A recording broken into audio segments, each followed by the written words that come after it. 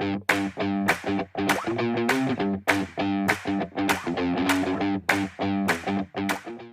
حضرتك يا دكتور؟ اهلا بيك يا ساره، الله يخليك. ايه الاخبار؟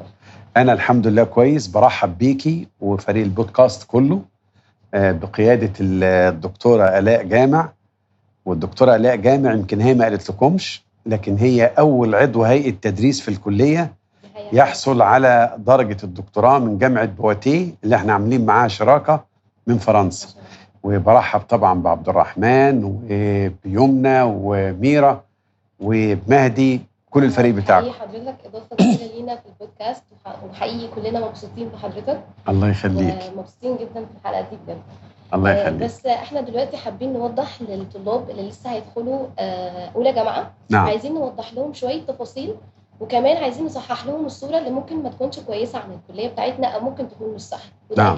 نعم. فقبل ما ندخل في التفاصيل الحلقه وندخل في التفاصيل اللي احنا هنسال حضرتك عنها، نعم. احنا حابين نعرف هل دكتور سيد الصيفي نعم. كان متارجت كليه تجاره، ولا دي كانت حسابات التنسيق والمجموع وهكذا؟ صحيح. انا في الحقيقه طبعا ما كنتش خالص اعرف او اسمع حتى عن كليه التجاره.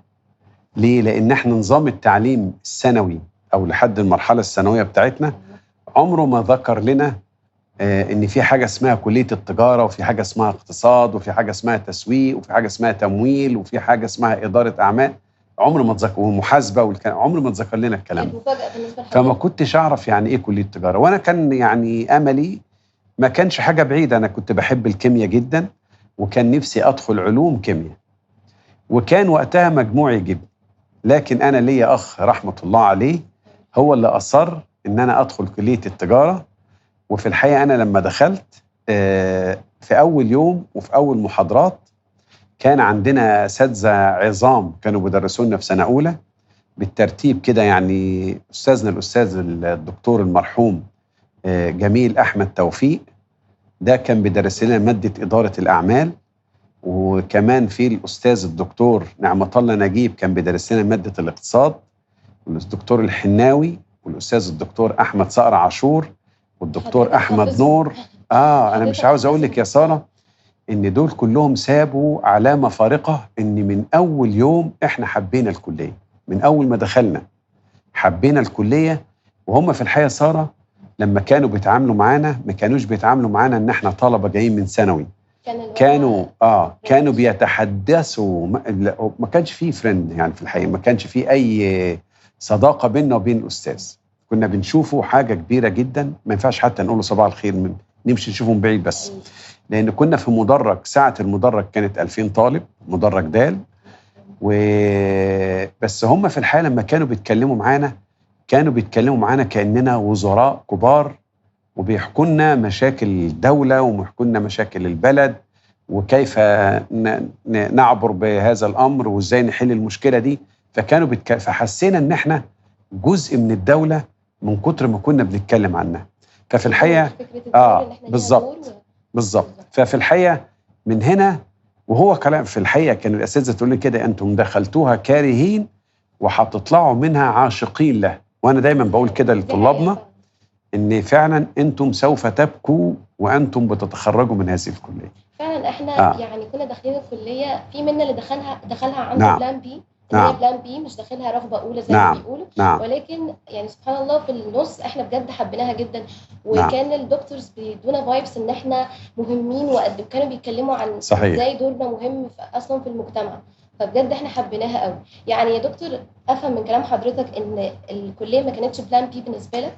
ما كانتش موجوده خالص على الخريطه اصلا. يعني حضرتك ما كنتش عارف فيها. صحيح. زي ما حضرتك قلت اخو حضرتك هو اللي وضح لك فكرتها. صحيح.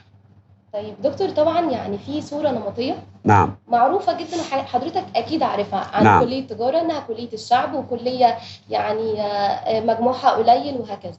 احنا الطلاب بقى الجداد اللي داخلين لنا اللي هينورونا ان شاء الله، ازاي يعني نخليهم يبصوا للكليه بصوره افضل، وازاي نحسسهم انها من واقع العمل يعني مهمين وليها مستقبل باهر جدا؟ بدعو كل الطلاب من حملة شهادة الثانوية العامة انه يدخل على جوجل ويعمل سيرش على اغلى رواتب في العالم، من الذي يحصل على أعلى راتب في العالم. هيكتشف إن هم كل ذوي الرواتب العليا في العالم على مستوى العالم كله هم حملة ماجستير إدارة الأعمال، أو ما يطلق عليه MBA. فما في حد، وأنا بدعو أولادي برضو الطلبة دول إنهم يجوا يزوروا الكلية يوم الجمعة ويوم السبت. اشمعنى الجمعة والسبت؟ تعالوا تنورونا يوم الجمعة ويوم السبت. يروحوا يطلعوا في مبنى العميد الدور الخامس، ويطلعوا برضو في مبنى نور في الدور الأرضي أو الدور الأول. هتلاقوا إيه؟ هتلاقوا كل خريجي كلية الطب وكلية طب الأسنان وكلية الصيدلة وكلية العلوم وكلية الهندسة والطب البيطري. إيه دول؟ هتلاقوهم ليه يا سارة؟ هتلاقي كل دول وصل سنهم لسن 45 سنة وبادئين يتقلدوا مناصب إدارية. ومش مسموح في أي شركة عالمية دلوقتي إن أنت تاخد منصب إداري بدون ما يكون معاك خلفية محترمة عن علم مبادئ إدارة الأعمال. بالظبط. فبيلجأوا يجوا فبيجي ياخدوا هنا MBA عندنا هنا. فأنت هتكتشف إن المنافسين اللي بينافسوك في الوظيفة بتاعتك، يعني أنا برضو خايف على أولادي، باللي بينافسوك ما بقاش بس زميلك اللي هو خريج كمان كلية تجارة، لا مش ده بس اللي بينافسك، المنافسة بقت واسعة قوي. لا ده المنافسة كمان بقت من خريجين ناس تانية. لكن انت ايه الميزة اللي عندك؟ الميزة ان انت شباب. الميزة ان الزملاء اللي من كليات اخرى اللي احنا بنقول عليهم كليات قمة بيعرفوا اللي انت عارفه وانت سنك 18 سنة، بيعرفوه متأخر، بيعرفوه سن 45. فهذه هي الميزة.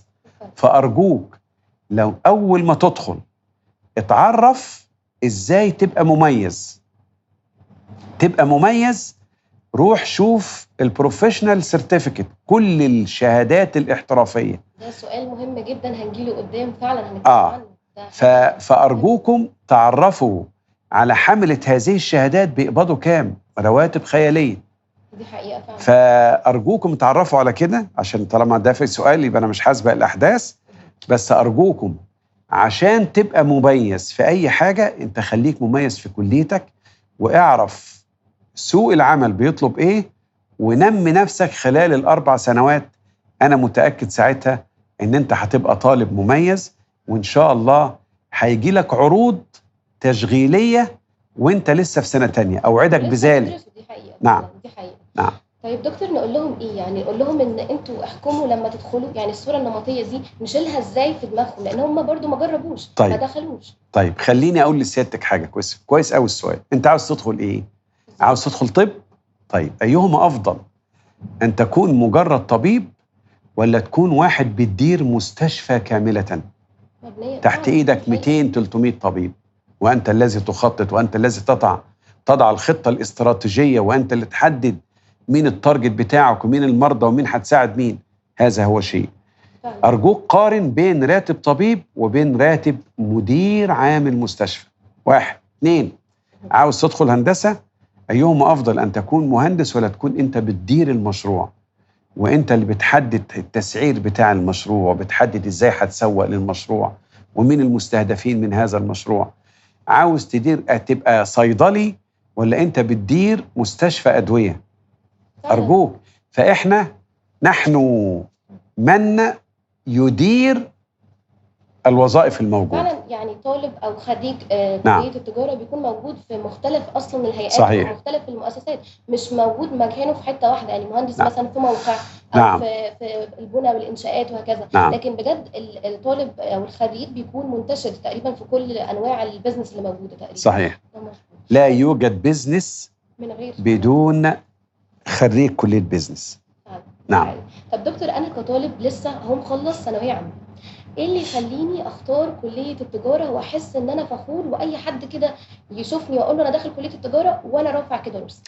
طيب احنا غيرنا الاسم يا سارة، سميناها كلية الايه؟ الاعمال. حاضر. وحتى لو سميناها قلنا عليها كلية التجارة، بس احنا هذا الاسم في الحقيقة غيرناه ليه؟ غيرنا عشان نبقى متوافقين مع الأنظمة العالمية. لا توجد دولة في العالم عندها كليه مسميها كليه تجاره، خلاص هذا الاسم يعني كله كليه البيزنس، واحنا نحب نقول ان احنا اسمنا كليه البيزنس. طيب انا بقى هدخل ليه؟ لازم صراحه يكون عندي نوع من المهارات، لان احنا الخريج بتاعنا بنأمل ان هو ما يقفش في الطابور بتاع التوظف، ما يستناش كتير، ما يفكرش حتى ان هو يقول انا هاخد وظيفه. امال ايه؟ كل رواد الاعمال اللي موجودين دول ما يمكن يكون واحد رائد اعمال الا واذا كان عنده فكره عن البيزنس. انا املي في ولاد الطلبه انهم لما يجي له زميله اللي في كليه صيدله يقول له والله احنا النهارده لقينا كذا، وممكن انا لو عملت كذا على كذا يديني دواء يعالج مشكله كذا. مجرد الفكره دي انا دوري كطالب بيزنس كيف احول الفكره دي الى مشروع يدر ايرادات وارباح. فانا الشخص المنوط بيا ان انا هذه الفكره اخدها واحولها لمشروع. ازاي احولها لمشروع؟ ابدا بقى اشوف طب الفكره دي عشان تتحول لمشروع تكلفه المشروع ده يتكلف كام؟ بالظبط. ادي واحد. المشروع بالظبط كده. المشروع ده لو كان تكلفته حتى ملايين ما تخضش، لان انا طبيعه الدراسه اللي انا درستها بتوضح لي منين اجيب الاموال اللي امول بيها المشروع. طب المشروع ده عاوز كوادر توظيف معينه. طب انا بقى اللي احط بطاقه الوصف الوظيفي زي البطاقه الجميله اللي انت ماسكاها دي، اقول اللي هيشتغل في وظيفه كذا يبقى المفروض مواصفاته يكون خريج كذا، حاصل على شهادات كذا، عمره كذا. فطب مين اللي يعمل لي الكلام ده؟ انا برضو، لان انا دارس حاجه اسمها ماده الهيومن ريسورس او الموارد البشريه، دي اللي بتحدد لي المواصفات احطها ازاي لكل تارجت من التارجت. كمان المشروع المنتج بتاعي ده طب هبيعه فين ولا هعمل فيه؟ انا اللي بعرف اسوقه من خلال ماده الماركتينج، ماده التسويق. مش بس كده، ده انا كمان طب المشروع اليونت اللي انا هطلعها الوحده دي ابيعها بكام؟ يبقى لازم يكون عندي نظام تكاليف، بفهم في التكاليف عشان اعرف احسب التكلفه واعمل حاجه اسمها كوست بلس، يعني تكلفه زائد هامش ربح انا عاوزه. في الحقيقه احنا بندرس لكم كل ما يؤهلك ان انت تبقى راجل اعمال ناجح. لا توجد شركه في العالم كله لا يديرها الا واحد معاه فكره عن البيزنس. ده اللي احنا بنطلبه. كمان انا املي فيك يا ساره ان انت كطالب انك بعد ما تكبر المشروع وبقى مربح جدا انك تفكر انك تاخد المشروع ده. انت بقى عاوز تفكر في مشاريع تانية، انت خلاص بقيت فاهم ازاي ابدا ستارت من زيرو واعمل مشروع. طب واعمل ايه كمان؟ انا بقى مش هفضل في المشروع ده فوريفر، انا لازم اعمل اكزيت، فلازم ابيع المشروع. تبيعه يعني تعمل ايه؟ يعني تطرح المشروع ده انه يتم طرحه في البورصه، فلازم تبقى فاهم بورصه كويس. احنا عندنا مواد كتيره جدا تخليك تعرف ازاي تتعامل مع البورصه بامان. ولو انت تعاملت مع البورصه بامان وما عندكش هوايه ان انت تعمل بيزنس وتعمله وتبيعه، طب كيف تدير اموال الاخرين؟ شوف انا وصلناك لايه؟ كيف تدير اموالك انت اصلا؟ اموالك ده نمره واحد. وحتى طب في ناس ورثت فلوس ومش عارفه تعمل فيها حاجه. فعلا. فاحنا بنعلمه ازاي يدير. بنك عنده فلوس كتيره جدا زي ما هو حاصل دلوقتي. طب الفلوس اللي تحت ايد البنك كيف تدير هذه الاموال؟ احنا بنعلمك الكلام ده. مش بس بنعلمك ان انت تبقى موظف بسيط في البنك، لا، كيف تدير اموال البنوك. في الحقيقه مجالات كتيره جدا بس لازم تبقى مميز. ساره لو خدت ال4 سنين جد، مش جد يعني تبقى قافل على نفسك، لا، مركز وعارف انا عاوز اعمل ايه. اعلى حاجه ممكنه. لكن عندنا كل الانشطه استمتع، لان ليس هناك 4 سنوات افضل من سنوات الدراسه الجامعيه. استمتع فيهم، بس ارجوك حط هدف قدامك وحاول تقترب منه. ومعاك صحابك هنا، احنا كلنا بنبص لنفسنا عائله واحده. بتاع رابعه بيساعد ثالثه، بيساعد ثانيه، بيساعد اولى. وعندنا دلوقتي قبل ما تدخلوا في زميلكم اللي كان بيحضر لي نموذج محاكاه البورصه. ازاي يبقى نفترض ان احنا قدامنا بورصه ونبيع ونشتري الاسهم مع بعض بالتجربه لحد ما نبقى فيري بروفيشنال وندخل بقى يا ندير اموالنا، يا ندير اموال عائلتنا، او نوصل لدرجه الاحتراف ان انا ابقى بورتفوليو مانجر. اعلى راتب في العالم هو لمدير محافظ الاوراق الماليه. اتفضل. يعني دكتور نقدر نقول كده ان الحياه المهنيه اساسها كليه التجاره او كليه الاعمال حاليا. بالظبط كده. نعم. طب دكتور، مواد الرياضه في الكليه يعني في نعم. طبعا ناس احنا مختلفين، في ناس نعم. مواد الرياضه بالنسبه لها نعم. يعني صعبه بالنسبه نعم. لها، ما بتحبهاش. نعم. ايا كان ايه هنقول، هل هي عائق؟ لا خالص.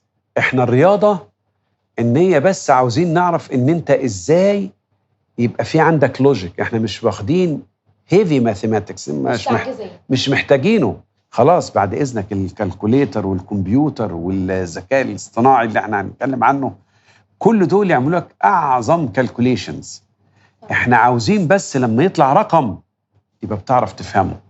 يعني لما اجي اقول لسيادتك المشروع ده بيحقق عائد 20%، تبقى انت فاهم المشروع ده قيمته 10 مليون، هو بيحقق عائد 10 في 20%، يبقى 20% من 10 مليون يعني بيحقق عائد 2 مليون. انا مش طالب منك اكتر من كده، انك تبقى فاهم ترتيب الارقام مع بعضها. ولما اقول لك والله الوحده دي عشان انتجها بتتكلف 35، طيب او بتتكلف 40 عشان اسهل الموضوع، دي التكلفه بتاعتها. لو انا بستهدف ربح 20% يبقى ابيعها بكام؟ ده اللي انا اقصده. فاخد ال 20% اضربها في 40 تطلع 10 او تطلع يعني طبعا بنعمل لها حسبه. انا عاوز 20 فانا هاخد يعني بنعمل حسبه ادي 40 مضروبه في 20 تعمل 8، بس انا لو بعت ب 48 طبعا لا بحسب بقيه التكاليف. أيوه. اللي انا اشتغلت بيها. فبضيف الارقام دي بحيث احدد سعر للمنتج اللي انا عاوزه. ده اللي انا كل طالبه منك عشان توصل لرقم هو ده اللي احنا نوصل. لكن هم فعلا يعني قلقانين من الرياضه جدا. لا مش صعب ومش تركيزي. احنا عاوزينك بس ترتب الارقام مع بعض، ليس الا دي افضل حاجه. نعم. طب دكتور، برضو بالنسبه لمستوى الانجليش، نعم، يعني بالنسبه طبعا لقسم الانجليش او نعم. شعبه اللغه الانجليزيه، نعم، هيكون برضو المستوى ايه؟ يعني لازم مستوى عالي ولا ايه المستوى المقبول اللي يخليني امشي؟ احنا بنقبل الطالب اللي جاي في الامتحان الثانويه العامه 40 من 50، اللي هو جايب 80% يعني. الرقم ده انا اعتقد ان هو متاح لعدد كبير جدا من الطلبه، مش صعب. واحنا مش مفترضين ان انت تبقى فلوينت انجلش، لا احنا مفترضين ان انت طالب تعليم مدارس حتى عربي بس اتشطرت وجبت 40 من 50. واحنا خلال الدراسه كل اللي بنديهولك مجموعه من الترمينولوجي، مجموعه من المصطلحات انت لما بتعرفها هي دي مذاكرتك. وخلال ال4 سنين اوعك تسيب ال4 سنين يعدوا بدون ما تستفيد. عندك وحده مجانيه لتعليم اللغه الانجليزيه كلانجوج، اتفضل. وحده مجانيه لتعليم استخدامك للكمبيوتر، روح كل ده مجاني تعلمه. يعني اعمل ساعتين، اعمل في كل ترم ماده اضافيه خاصه بيك انت، ان انا بتعلم بالاضافه ان انا بروح بجانب الدراسه، بجانب اللعب بتاعي. سواء عاوز تلعب عندنا افضل ملاعب، عندنا انشطه كل ما تتخيله. احنا السنه اللي فاتت كان عندنا طالبه بتلعب في الاولمبياد بتاع 2022. يعني شوف انت زملائك الطلبه ما بتعطلش حاجه. وانا في الحقيقه انا كنت برضو طالب نشاط، يعني ما كنتش طالب كده. فده اللي انا اقصده، ان انت من فضلك ابدا اشتغل على نفسك، اشتغل على المهارات الشخصيه بتاعتك، اشتغل على المهارات التعليميه، اشتغل انك تاخد شهادات، بس مش تاخد شهادات مجرد ورقه يا ساره. انا اللي يهمني ان انت تبقى عارف، حتى لو مش هاخد شهاده، انا عاوز لما اقعد في انترفيو وانا بقدم في وظيفه ابقى انا طالب شخص مالي مركزي. هم مش هيسالوني الشهاده دي انا اصلا خدتها ليه بالظبط، مش هيسالوني ما هو ايه عدد الشهادات، لا احنا عاوزينك ان انا مش بس ابقى حاصل على شهاده، لا انا عاوز ابقى very well educated، متعلم كويس قوي، فاهم المحتوى. صحيح. طب دكتور، يعني ايه الفرق دلوقتي ما بين انتساب وانتظام؟ ولو انا مثلا ما عرفتش اخش انتظام، أيوة، هتفرق معايا بعد ما اتخرج وخلال الدراسه ولا لا؟ خلوني اقول لك على حاجه. احنا الانتساب الحالي اسمه انتساب موجه، ده يختلف عن الانتساب القديم اللي هو مش موجود تقريبا دلوقتي. الانتساب القديم إن واحد كان درس بكالوريوس معين وعاوز يجي يدرس معانا بكالوريوس دلوقتي، فده كان يجي اسمه انتساب عادي. الانتساب الموجه ده إيه؟ إحنا الاتنين طلبة ثانوية عامة، بس أنا جبت مجموع وده جاب مجموع أقل، فبنسمي ده طالب انتساب موجه. الطالب الانتساب الموجه له نفس الحقوق ونفس المزايا التي يتمتع بها طالب الانتظام، لا يوجد فرق غير فرق بسيط جدا في المصروفات فقط لا غير، لكن في المحتوى وكل حاجة نفس المادة العلمية مش بيفرق. وأي طالب انتساب موجه يجيب تقدير جيد يعني 65% من حقه يحول السنة اللي بعدها انتظام. يبقى طالب انتظام. ولو كمل على الانتساب لما يتخرج هيفرق معاه في حاجة؟ إطلاقا مفيش فرق خالص، مفيش أي فرق. زي ما قلت لك المهم أنا لما هقعد معاك في الانترفيو هلاقي اللي أنا عاوزه ولا مش هلاقي اللي أنا عاوزه؟ هلاقي شخص يعني يمكن الاعتماد عليه، فاهم اللي درسه على أيوة، وبيعرف يقود تغيير، وإنه شخص بيعرف يتعامل مع فريق عمل، وشخص إنه ممكن يقبل الرأي والرأي الآخر. أنا عاوز شخص سوي مش أكتر من كده. دي على فكرة متطلبات الوظائف في 2030، مش يعني حاجات بقى خرافية لا إطلاقا، وخبرة لا إطلاقا. أنا بوعدك إن أنت لو اشتغلت على نفسك خلال ال4 سنين هتكون طالب ما حصلتش. ولما نقول لك تعالى زور معانا البورصة اتفضل، لما نقول لك اعمل تحليل مالي للشركة دي وروح. زملاتكم بتوع سنة تانية عملوا تحليل مالي لمجموعة من الشركات، وفي فريق دلوقتي مكون من 75 طالب. أول ما هتنزل القوائم المالية لل 240 شركة اللي مسجلين في البورصة هيعملوا تشريح كامل لكل شركة ويهدوا رئيس مجلس الإدارة يقولوا اتفضل أنت الشركة إكس، من فضلك دي نقاط القوة ونقاط الضعف اللي في الشركة بتاعتك، عاوزنا نيجي نشرحها ونقولها لفريق العمل اللي عندك. أهلا، دول طلبة إيه؟ مش طلبة بكالوريوس، طلبة سنة تانية. من أهم الوظائف إن أنت تعرف تعمل فاينانشال أناليسيس، إنك تعرف تعمل تحليل مالي. فإحنا إحنا دول ولادنا إن شاء الله.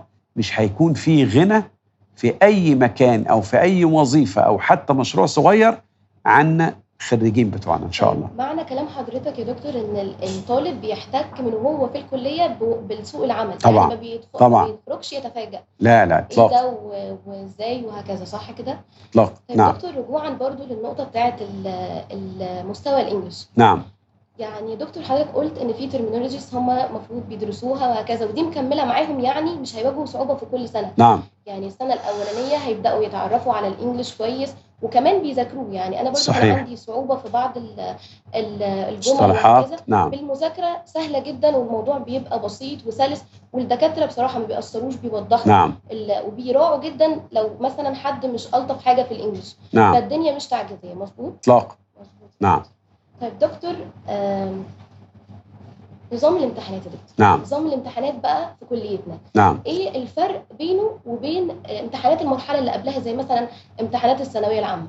الفرق نعم. عندنا ايه في السيستم بتاعنا؟ الفرق ان اللي بيحط لك الامتحان هو الاستاذ اللي درس لك طول السنه، اللي شايفك وعارفك، اللي هو شايفك وعارفك وعارف هو شرح لك ايه وما شرحلكش ايه، وهو عاوز في الاخر يطمن انت فهمت ايه من الماده. فده الامتحان. واحنا في الحقيقه ساره شغالين على ايه دلوقتي؟ شغالين على ان خلال الترم اللي انت بتدرسه المحاضرات اللي انت بتاخدها دي 40%، جميل، والفاينل 60%. فالامتحان احنا وانت قاعد كده في المحاضره من فضلك كله طلع ورقه وقلم. انا معايا داخل معايا مجموعه من الساده المعيدين، فبقول لك والله انا هسالك 3 أسئلة أو 4 أسئلة في المحاضرة اللي أنا قلتها، مش حاجة جديدة. هنجربين. فبقول لك السؤال كذا كذا، أنت لسه سامعه مني، فتجاوب. الامتحان ده بحد أقصى 3 درجات أو 4 درجات.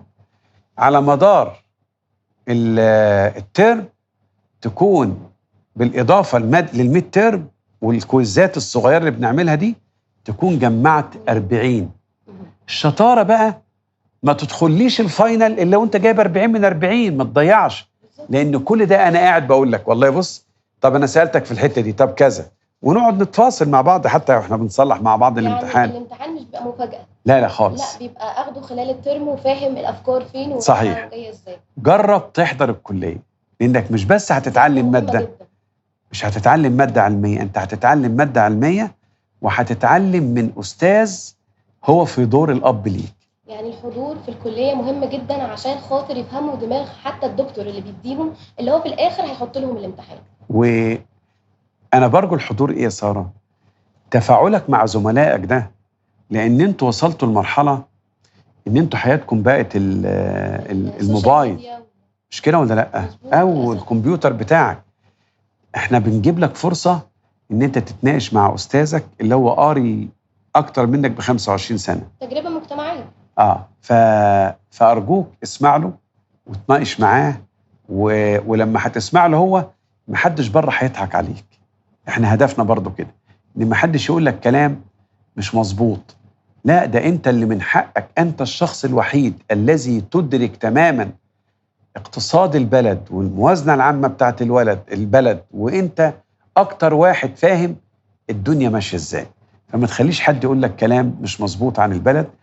فده هتفهمه ازاي وانت قاعد مع الاستاذ وانت بتتناقش مع زميلك.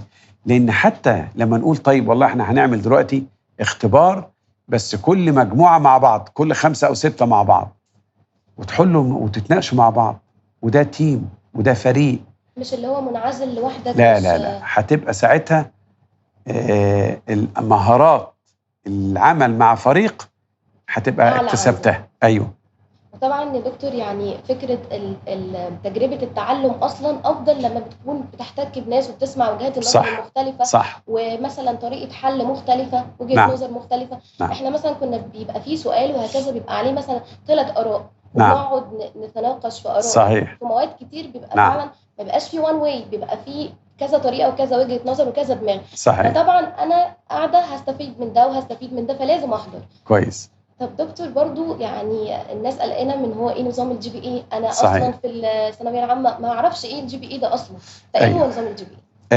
الGPA احنا في الحاله ليه تحولنا للGPA؟ احنا صار الحمد لله المفروض كان 24/7 اللي فات، يعني الاسبوع اللي فات، كانت جايه لنا جامعه محترمه جدا اللي هي جامعه بيس في نيويورك، ودي جامعه من رواد عالم البيزنس يعني. ولكن حادث اللي كان نائب رئيس الجامعه اللي كان جاي يزورنا، فاتعطل بس اللقاء. كانوا جايين يعملوا، كانوا جايين يوقعوا الشراكه اللي بيننا وبينهم، ودي كانت 2+2، يعني الطالب يدرس 2 هنا ويروح نيويورك يدرس كمان 2. في نفس التوقيت احنا شغالين دلوقتي على شراكه مع جامعه إسكس، واللي عمل الاتفاقيه بتاعت جامعه إسكس هي عملت اتفاقيه مع كل جامعه اسكندريه. فاحنا مشينا على الاتفاقيه دي وشغالين عليها، وان شاء الله بنعمل معاها اتفاقيه زي اللي عملتها كليه الهندسه واللي عملها معهد البحوث. شغالين على اتفاقيه احنا 3+1، يعني الطالب يدرس 3 سنين هنا، وبعدين يدرس السنه الاخيره هناك. بس السنه الاخيره اللي هيدرسها في انجلترا في جامعه إسكس، نتيجه لان انجلترا البكالوريوس عندها 3 سنين بس، فابننا ده طالع يدرس الماجستير في انجلترا. يعني مش هيدرس السنه الاخيره عندهم هناك، لا ده هيدرس ماجستير. واحنا مرتبين الجدول ان احنا يعني هنزود اللود عليه شويه خلال ال3 سنين، بحيث يخلص المتطلبات بتاعه ال4 سنين، والحاجات الفاضله هياخدها مع الماجستير هناك. فهيبقى خد ماجستير وخد بكالوريوس اللي هو 3+1. ده جامعة إسكس. وعاملين بقى شراكات تانية مع كندا ومع استراليا. كل دول يا سارة ما بيقولوش أنا عاوز أخد طالب خلص سنة تانية، لا، يقول أنا عاوز طالب خلص دراسة عدد كذا من الساعات. فإحنا دلوقتي النظام بتاعنا إيه؟ ما بنقولش إن الطالب درس 12 مادة في سنة أولى، لا، بنقول درس 32 مادة. يعني ايه 32 ساعة؟ يعني ايه؟ المادة دي محاضرتها 3 ساعات، يبقى دي انا كده درست 3 ساعات. المادة دي محاضرتها ساعتين، يبقى أنا درست كده 5 ساعات. المادة الثالثة دي 3 ساعات، يبقى أنا كده درست 8 ساعات. فالمهم إحنا بنتكلم هو عدد ساعات المحاضرة الواحدة كام في الأسبوع، فده اسمه عدد الإيه؟ ده الكريدت أورز، عدد الساعات المعتمدة، عدد الساعات اللي أنا اعتمدتها. فأي نعم أنت في أولى درست 12 مادة، ولكن دول بيمثلوا 32 ساعة. كويس؟ سنة تانية ال 12 مادة اللي انت درستهم كان كل واحدة فيهم ب3 ساعات، يبقى دي كده 36 ساعة. تالتة ال 12 مادة اللي انت درستهم ب34 ساعة. رابعة 34 ساعة. لما تجمع دول كلهم على بعض فدول يدولك 136 ساعة. يبقى أنا الطالب عندي عشان يتخرج لازم يدرس كام ساعة؟ 136 ساعة. كويس كده؟ خلصت لي ال 136 دول، قدر انت شاطر ما شاء الله عليك. فبدل ما بتدرس 6 ترم أول و6 ترم تاني، قلت لا والله أنا تقديري مرتفع جدا، فأنا عاوز أدرس 7 و7. المرشد الأكاديمي بتاعك ولقاك كويس يقول لك جو أهيد. ده أنا مش بس كده، ده أنا كمان عاوز أدرس في الصيف، لأن إحنا بنسمح لك تدرس 9 ساعات في الصيف، يعني 3 مواد.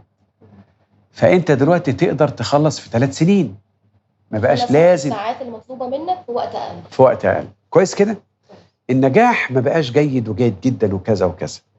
النجاح أنت جايب كام من 4؟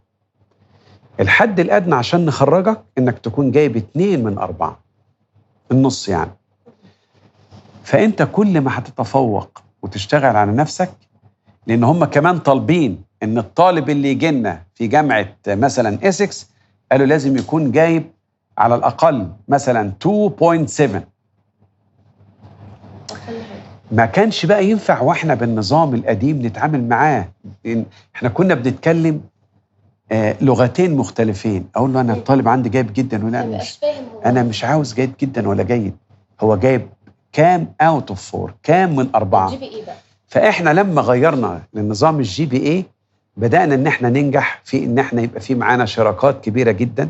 والمفروض كل طالب يبقى ذكي جدا ازاي يحسن الجي بي اي بتاعي.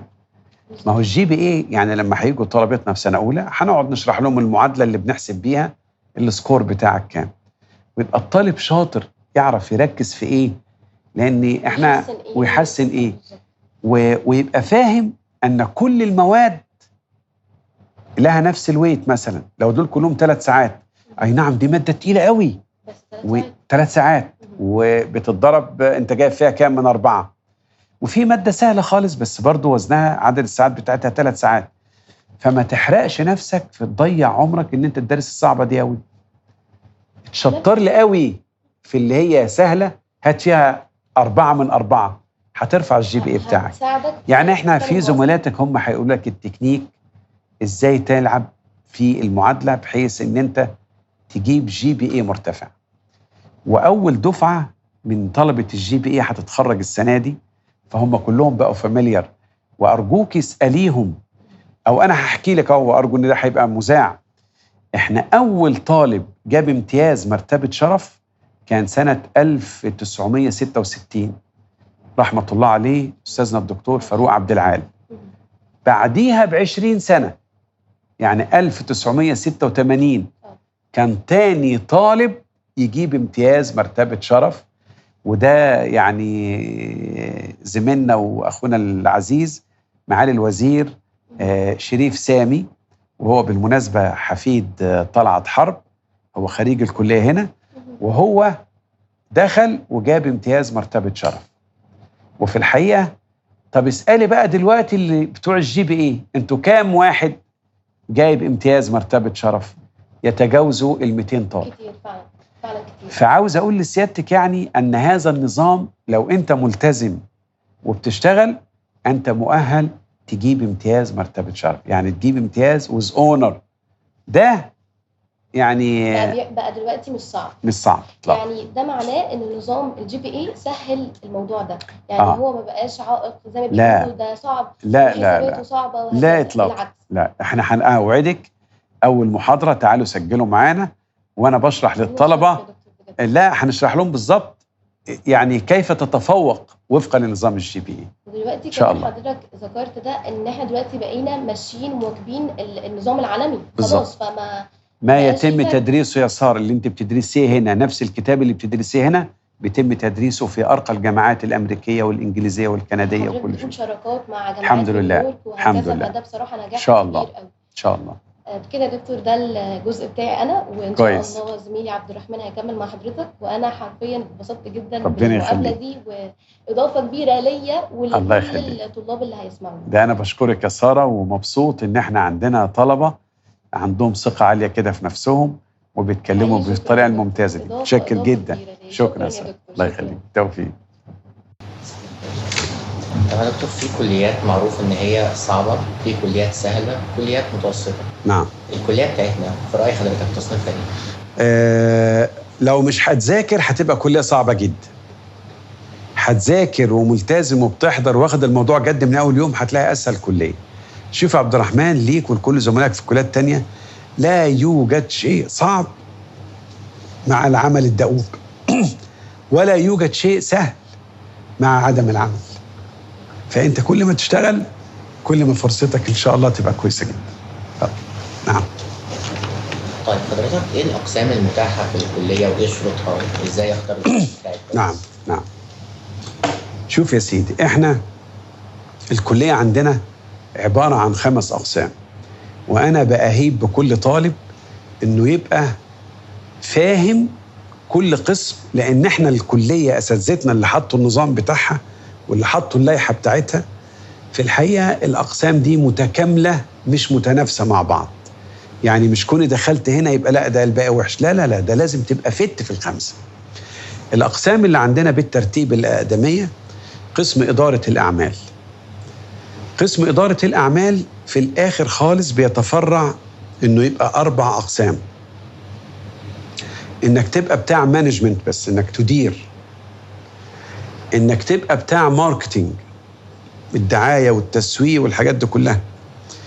إنك تبقى بتاع موارد بشرية، إنك بتعرف تحدد السالري ده يقبض كام ومواصفات الوظيفة دي يعوزها إيه ومتطلباته إيه وكل المهارات المطلوبة إيه. أو إنك تبقى بتاع فاينانس، فتبقى بتاع فاينانس إنك يعني تتكلم بقى على المال وإدارة الأموال. ده قسم إدارة الأعمال. القسم الثاني في الترتيب قسم المحاسبة، من حيث الأقدمية يعني قسم المحاسبة. قسم المحاسبة حاجة روعة جدا. معني بإيه قسم المحاسبة؟ إن أنا لما أقول لك ثروتك إيه يا عبد الرحمن، هتقول لي والله ثروتي مش عارف عندي كاش وعندي شقة وعندي عربية وعندي فرش أساس البيت.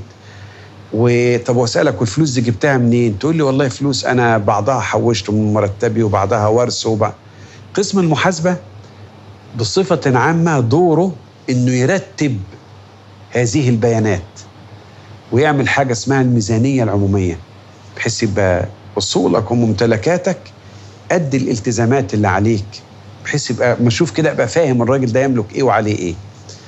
ومش بس كده، ده كمان معني بإن يشوف الشركة دي في الآخر خالص هي كسبانة ولا خسرانة.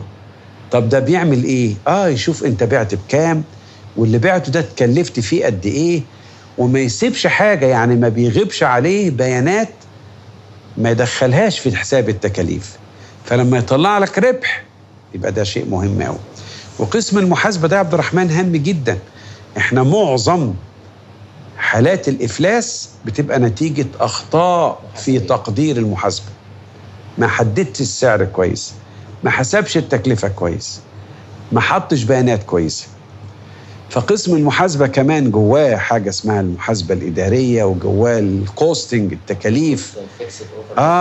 وجواه بقى وجواه عبد الرحمن إنك تعمل أوديتنج، إن سيادتك تروح كده قبها الدنيا كلها تتقلب وانت جاي، لأنك انت جاي تراجع القوائم المالية بتاعتها محسوبة صح ولا محسوبة غلط. فده قسم المحاسبة. عندنا كمان في الحقيقة وإحنا ككلية تجارة جامعة اسكندرية مميزين جدا بهذا القسم، مش موجود غير عندنا. القسم اللي هو عندنا ده إيه؟ اللي هو قسم المالية العامة والجمارك. هذا القسم في الحقيقة يعني لأن احنا عندنا أهم مينا في المنطقة، وإحنا دولة بتطل على هذه المينا. فإحنا في الحقيقة القسم المالية العامة ده قسم معني بدراسة موازنة الدولة، إيرادات الدولة فين ومصروفات الدولة فين، وهل في عجز في الدولة ولا في فائض. ده بيدرسه ليه كنت لسه طالب في سنة تانية. وبالإضافة لكده بيدرس اللوجستيات الخاصة بالمينا. طب اللوجستيات دي ازاي النقل والنقل البحري اللي هو بيمثل عصب النقل عندنا في العالم كله دلوقتي فعلا. فده كله في الحقيقة في قسم المالية العامة والجمارك واللوجستيات. بالإضافة لكده عندنا قسم رابع اللي هو كانت زميلتك سارة بتشتكي منه، اللي هو قسم الرياضيات والإحصاء والتأمين. وده في الحقيقة عندنا أساتذة أفاضل بيفهموك الرياضة مش كرياضة جافة، الرياضة من الواقع العملي. ليس هذا فحسب في الحقيقة. عندنا قسم خامس اللي هو قسم نظم المعلومات الإدارية. هذا القسم إن إزاي العلم بتاع البيزنس ده كله أحوله يبقى كمبيوترايز، أحوله يبقى بالارتفيشال انتليجنس، بالذكاء الاصطناعي. فعندنا طلبة مميزة جدا بيدرسوا في هذا القسم، وإحنا نأمل منهم إن العلم بتاع البيزنس كيف لأن هذا هو الاتجاه العالمي، كيف يتحول إن هو يبقى اوتوميشن. طيب حضرتك عارف إن الطلبة نعم مختلف من طالب لآخر، صح؟ هل كليتنا مناسبة لكل الطلاب ولا لأ؟ ولو هي مناسبة لكل الطلاب إزاي أقدر أقول هي مناسبة ليا ولا لأ؟ لازم يكون عندك استعداد إن أنت تقول أنا نفسي أبقى بيزنس مان، أنا مش عاوز أبقى موظف تقليدي. وحتى لو كتب لي إن أنا أشتغل، كيف أقود التغيير للأفضل؟ إزاي أحول شركتي حتى لو أنا دخلت أشتغل في شركة صغيرة، إيه التارجت بتاعي؟ إزاي أحولها لحاجة كبيرة؟ إزاي أكبر الشركة؟ إزاي أتوسع؟ إزاي السوق اللي أنا بتنافس منه ده أزود حصتي فيه؟ الكيكة اللي احنا بناكل كلها في السوق دي إزاي يبقى ليا الله عليك أزود الماركت شير بتاعي؟ إزاي أفتح أسواق جديدة؟ هو ده. لو أنت كده يا عم تعال عندنا، مرحبا بيك. إن أنت بيزنس أورينتد، أنت طالب بتعرف تدير بيزنس، تتحول لبيزنس. طول ما أنت خلي بالك، أنا عبد الرحمن والله ما ببالغ، أنا لما طالب من كلية التجارة أعرفه ده كلية تجارة ولا مش كلية تجارة من طريقة لما يمليك التليفون بتاعه، تلاقيه مليك التليفون بطريقة تحفظها وانت واقف، بعكس أي طالب لما يجي حتى يتكلم يعرف يربط الأرقام ببعضها. فإحنا الطالب عندنا في الحقيقة لازم يكون عنده ملكات، إن أنا مش داخل أقول كلمتين أحطهم هنا وانتين، لا لا لا، إحنا محتاجين واحد يقود البيزنس، سواء كان سمول بيزنس أو بيج بيزنس. نعم دكتور معلش، في ناس كتيرة ما تعرفش إن الكلية بتاعتها اتغيرت، بدل كلية تجارة كلية الأعمال. نعم. واللي يعرف مش عارف هيستفاد من كده بإيه. أيوة. إحنا ما كانش المشكلة في الاسم عربي، يعني كلية تجارة أو كلية الأعمال، مش دي كانت المشكلة. إحنا كانت المشكلة اللي مواجهانا كمجلس إدارة كلية عاوزين ننطلق للعالمية، وكإدارة كلية عاوزين ننطلق بالكلية بتاعتنا اللي تستحق. إحنا كلية بقالنا 81 سنة دلوقتي بنخرج أجيال. شيخ بندر تجار نص العالم، أحمد بيه الوكيل خريج ابن الكلية، الأستاذ وسيم صاحب سان جوفاني خريج الكلية، عائلة فتح الله رحمة الله سامي بيه خريج الكلية. مش عاوز أعد أسماء وأنسى، وزراء، محافظين، رؤساء مجالس إدارة شركات، كلهم خريج هذه الكلية. كانت مشكلة، يعني إحنا عاوزين نستفيد من اللي حاصل ده. فلما كنا بنقول إحنا فاكولتي أوف كوميرس وخاطب جامعة بره عشان نعمل معاه شراكة، كان ده عامل لنا مشكلة يا عبد الرحمن. هو من البدايه ما بيقراش. عارف لما اقول لك الجواب باين من عنوانه، ما بيقراش ما يكملش. ليه؟ لان كلمه كوميرس في الحقيقه بالتعريف قديمه، ومعناها ان انا بعمل تبادل سلعي، تجاره يعني تبادل، ببيع لك سلعه او مقايضه سلعه بسلعه. قلنا له لا، احنا مش كده خالص، احنا بندرس الستوك ماركت اللي هو البورصه، احنا بندرس البنوك، احنا بندرس اكاونتنج، بندرس ازاي تمول مشروعات اللي هي الفاينانس، بندرس ماركتنج، بندرس هيومن ريسورس، بندرس قسم اداره الاعمال، بندرس حاجات كتير جدا. قال لك ده مش معكوس في الاسم.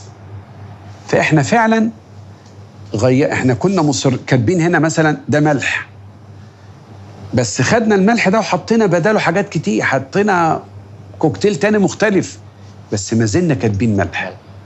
فاللي من بره تيجي تقول له ما بيكملش بقى، ما بيختبرش انت بتعمل ايه. فما كناش عارفين نعمل شراكات. اول ما غيرنا ان احنا بقينا الاسم بتاعنا زي بتاعهم، ان احنا فاكولتي اوف بيزنس، لانه عارف ان كلمه بيزنس تعني ان تحتك كذا وكذا وكذا وكذا. بقينا نبعت لهم اللائحه اللي انتوا بتدرسوها، يعني المواد اللي انتوا بتدرسوها اللي هي 48 ماده اللي انتوا لما بقينا نبعتها لهم بياخدوا اسبوع عشان يقولوا طب انت في الاخر ايه اللي بتدرسه يختلف عني، وايه اللي انا بدرسه يختلف عنك. وبنحاول نوصل لنقطه تلاقي عشان نوصل في الاخر نقول لهم ان ابننا ده لما يروح لكم ارجوكم درسوا له كذا وكذا لان ده مش عندي. واحنا بنعدل في اللائحه عشان برضو نقرب المسافات شويه. فبدانا يتعمل مابينج بين الكليات وبعضها، لدرجه ان احنا دلوقتي باذن الله في كليات بنراسلها ان عشان بس مش لازم انت تروح تدرس عندها. انا هقول له انا بدرس لابني ده ال 48 ساعه دول، هل ال 48 ماده دول سيادتك نسبه التشابه بيني وبينك قد ايه؟ فيقول والله لا ده في ماتشنج بيني وبينك 90%. طيب ده معناه ايه؟ يقول لي لا، ابنك ده لو جاء درس عندي 5 مواد بس، او انا حتى يدرسهم اونلاين، انا هديله شهاده من عندي ان هو خريج من عندي كمان. احنا شغالين على كده دلوقتي ان شاء الله نعمل حاجه زي كده. فكل ده في الحقيقه ما كناش عارفين نعمله بالاسم القديم اللي هو فاكولتي اوف كوميرس. احنا ما كانش عندنا اسم صراحه، ما كانش عندنا مشكله في الاسم باللغه العربيه، احنا كانت مشكلتنا في الاسم باللغه الانجليزيه، ان احنا كنا عاوزين نتحول لفاكولتي اوف بزنس بدل فاكولتي اوف كوميرس. بالنسبه للكليه بتاعتنا ايه فرص الشغل بعد التخرج؟ وهل الفرص جوه مصر بس ولا في بره مصر كمان؟ لا يوجد مكان في العالم ممكن يستغنى عن طالب كليه الاعمال او كليه البزنس. اديني اي مثل وكلمني في اي موضوع انا اقول لك ازاي ادخل فيه. قول لي عاوز ايه في ايه، قول لي اي تخصص في اي حاجه. مثلا اداره المستشفيات. حلو. شوف المستشفيات دول مش فيه الناس المرضى اللي بتدخل مش دول بيدفعوا تكاليف علاج؟ صح كده ولا لا؟ مين اللي يسعر تكاليف العلاج ده؟ خريج كليه تجاره. لازم خريج كليه تجاره، لانه هيعمل احنا قلنا ايه الكوست بلس، ان انا شاري الادويه بكذا وانا عاوز اربح التارجت بكذا، يبقى لازم ابيع الادويه دي بكذا واخلي الاقامه بتاعتي بكذا، وفي الاخر خالص اجي ماسك المستشفى احولها لبالانس شيت، ميزانيه عموميه. ادي ممتلكاتي في المستشفى، من اين اتيت بالاموال؟ انا جبت شويه اقتراض وشويه من المساهمين، يبقى انا في الحقيقه حولت له الكلام ده. ولازم اعمل بقى في الاخر الانكم ستيتمنت، انا عالجت كذا مريض بادي الريفينيو بتاعهم، ادي الايراد بتاعهم، صرفت كذا، اتبقى لي النت بروفيت او صافي الربح بتاعي قد كده. مفيش حاجه تمشي بده. طب من الذي يدير؟ طب انا القسم بتاع الانتنسيف كير، العنايه المركزه، طبيعه التمريض اللي يكون ده لازم يكون عارف كذا وكذا. فانا لما اجي اعمل اعلان وظيفه كمستشفى اقول ياتي شخص يكون عنده خبره عدد معين من السنوات، يكون بيعرف في كذا بيعرف في كذا بيعرف في كذا، عشان انا عارف طبيعه اللي هي ماده الاتش ار، ماده الهيومن ريسورس. طب الشركه عاوزه تعمل توسعات، المستشفى عاوزه تعمل توسعات، هتعمل ايه توسعات يا مستشفى؟ تقول والله انا عاوزه، شايفه ضغط على وحده العنايه المركزه وانا عندي 100 سرير، انا عاوزه اعمل 50 سرير اضافيه. ال50 سرير دول لا أنا لازم أحسب التكلفة، أنا بتاع الفاينانس أو خريجة البيزنس أجي حاسب التكلفة بتاعة إنشاء 50 سرير، وأشوف بتاع زميلي بتاع الماركتينج أكلفه أقول له شوف لي هل المكان الحي اللي أنا فيه ده هل هو محتاج إن أنا أعمل وحدة إضافية جديدة ولا مش محتاج أعمل ولا دي يا دوب تكفي ولا أعمل إيه. هو يعمل بقى دراسات الجدوى بتاعته التسويقية ويقول لي، ولما يقول لي كده يقول لي أنت حسبت التكلفة بتاعت دي كام؟ أقول له كذا 10-20 مليون مثلا. يقول لي خلي بالك إحنا عشان نسترد فلوسنا لازم نحقق إيرادات كذا، وبالتالي هنسترد فلوسنا مثلا بعد 10 سنين وبعدها تبدأ الأرباح تأتي، أو 5 سنين. فيبدأ يتفاعل مع بتاع التكاليف، يتفاعل مع بتاع الفاينانس، ونبدأ كمجموعة نحدد كل شيء. يعني هذه المستشفى إذا كان في عدد معين من الأطباء هيقوموا بالناحية الفنية، لكن إحنا محتاجين عدد أضعافهم عشان يعمل فيه الناحية المالية والمحاسبية والتسويقية والتوظيفية وكل هذا الكلام. لا توجد، اقعد اسرح بدماغك كده، حتى محل السوبر ماركت الصغير لازم واحد إدارة هو اللي يدير امتى يعمل إعادة طلب. يعني هل يقعد ناسي نفسه لحد السكر اللي عنده ما يخلص وزيرو وبعدين يطلب، ولا لا لازم يتعلم حاجة اسمها الري اوردر. يعني أو أنا بجيب 100 كيلو سكر والمفروض لما يوصل 50 أطلب تاني عشان الراجل المورد بياخد 5 أيام وأنا بقى بستهلك كل يوم 10 كيلو، فيبقى أنا بحيث لما هو يجي يبقى أنا وصلت للقاع حالي ما يقفش. ما في حاجة تستغنى عن طالب كلية البيزنس. يعني حضرتك تقدر تقول إن إحنا عصب أي مكان، عصب أي مكان، ده مش مبالغة والله. بدليل زي ما قلت لزميلتك سارة قبلنا، تعالى هنا جمعة وسبت سوف تتأكد أن الكلية تشغي بباقي الكليات الأخرى، وهم ذاتهم اسألوهم أرجوكم واعملوا لقاء معاهم، اعملوا مع لقاء مع بتوع الجمعة والسبت خريج الكليات الأخرى. هتكتشف يا عبد الرحمن إنهم يقولوا لك إيه، إحنا لو كنا نعرف إن كلية البيزنس بالجمال والحلاوة دي إحنا ما كناش رحنا حتة تانية. نعم.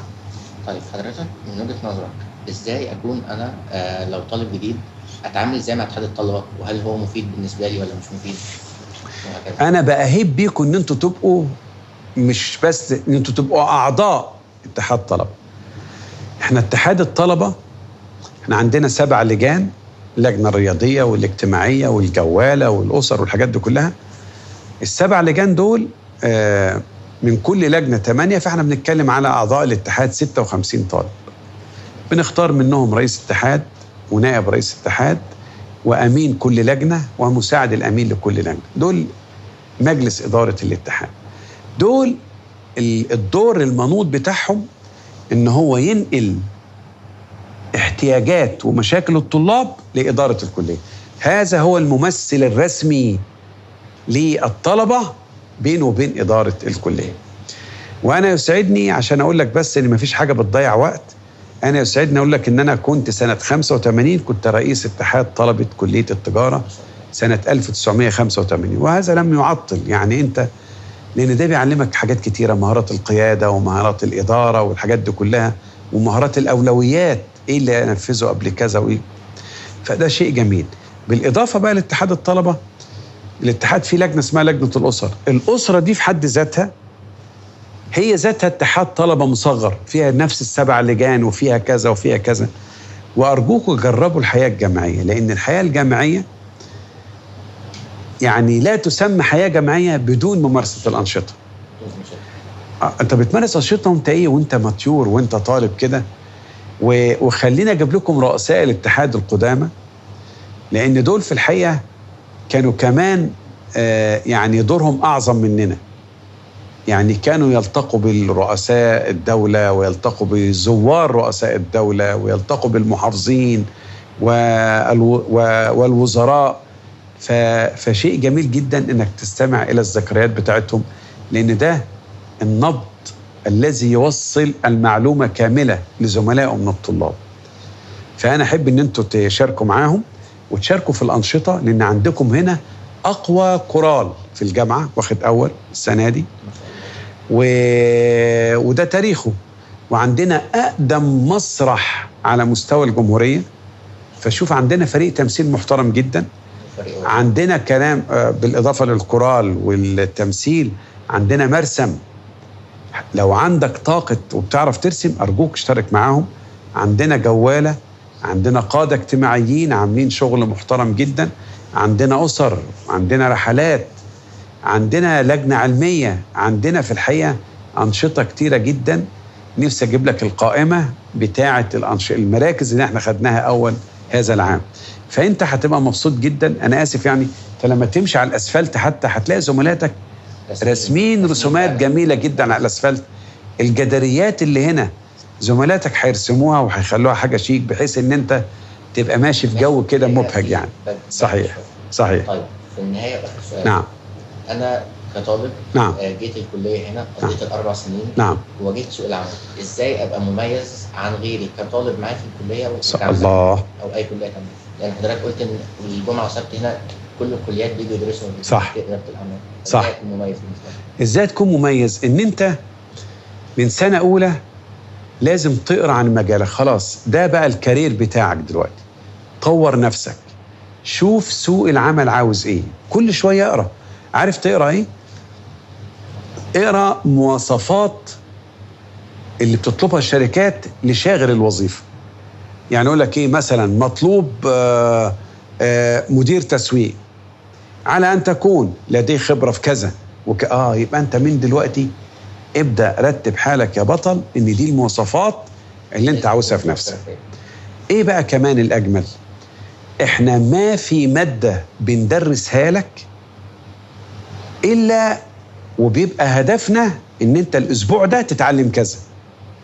فانت ارجوك من اول يوم في السنة تيجي على اي برنامج اكسل.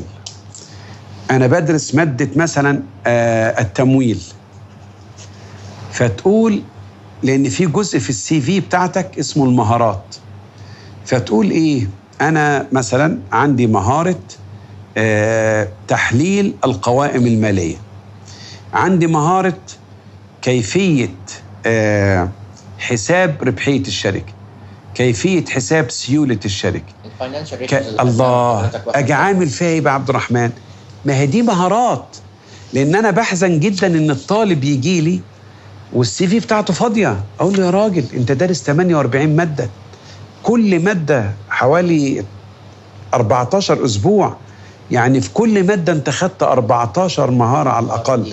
ارجوك ما تمشيش من محاضرة غير وانت كاتب انا اتعلمت ايه.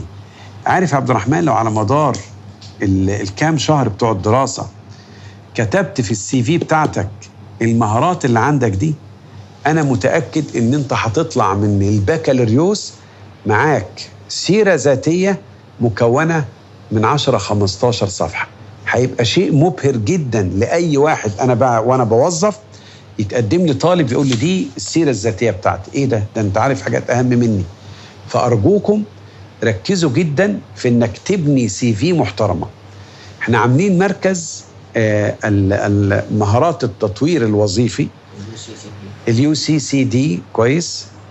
أرجوكم لازم تروحوا تحضروه، لأن ده بيعلمك مهارات اللي هي بنقول عليها السوفت سكيلز، يعني المهارات الشخصية بتاعتك. لازم تكون موجودة فعلا. ازاي اعرف اعمل انترفيو، ازاي الشخص اللي بيعمل معايا انترفيو ده يطلع متأكد مقتنع بيا، وازاي كمان ان انا فعلا ابقى يعني واثق من نفسي، وازاي بعرف اتعامل مع تيم، وازاي بعرف انمي مهاراتي، وازاي اعرف احدد مشاكل الشركة وازاي اتغلب عليها. ده لازم تحضر فيه مرة واثنين وثلاثة، كل الدورات تحضر. واحنا طول السنة ما في اسبوع بيعدي الا وعندنا ندوة محترمة جايبين فيها افاضل الناس. ما تفوتوش الندوات دي، لان الندوات دي اللي جاي يكلمك فيها ساعة ولا ساعتين جاي يقول لك الخلاصة بتاعت السكسس ستوري بتاعته، القصة النجاح بتاعته. اسمع له. وبنجيب لكم رواد أعمال كبار، هو يقول لك أنا بدأت إزاي وتعثرت إزاي وقمت إزاي ووقعت تاني إزاي. احضروا الحاجات دي، ساعتها هيطلع من عندي رائد أعمال أنا متأكد إن هيكون ناجح. ليه؟ لأن مش لازم التعلم بالتجربة، التعلم بالملاحظة. مش لازم أمارس وأغلط عشان أتعلم. ده بيعلم كويس، تلاشى أخطاء الغير. فأرجوكم استفيدوا بال4 سنين. أنا ساعتها متأكد إن هيكون معايا ناس تانية خالص. أنا اللي بشكرك يا عبد الرحمن جدا، وبشكر الفريق اللي معاك كله. توفيق.